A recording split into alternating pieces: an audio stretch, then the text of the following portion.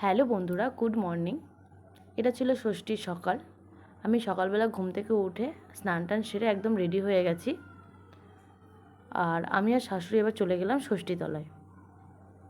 ষষ্ঠীতলায় গিয়ে মা ষষ্ঠীর পুজো করলাম সবাই মিলে। পুজো টুজো সেরে আমরা বাড়ি চলে আসলাম।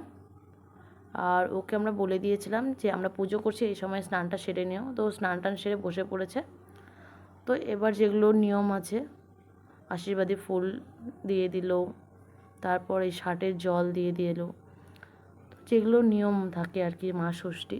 তো সেগুলো একে একে আমার শাশুড়ি মা সব করছিল, কারণ সকাল সকাল এটা কমপ্লিট করে আবার আমি যাব আমার বাবার বাড়িতে।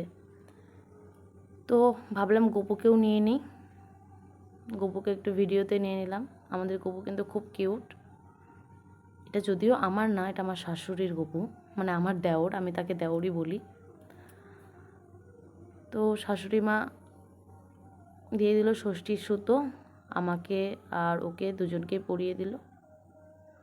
তো যা গরম পড়েছে, আর ইচ্ছে করছিল না যে নতুন করে আবার রেডি হয়ে বাবার বাড়িতে যাই। তো বাবার বাড়ি তো বেশি দূর না, 1.5 কিলোমিটার মতো। তো আমি ভাবলাম ঠিক আছে, এটা পরেই চলে যায়, আর ভালো লাগছে না। তো চলো বাবার বাড়ি গিয়ে দেখা হচ্ছে, কী করছি না করছি। এখন টাটা।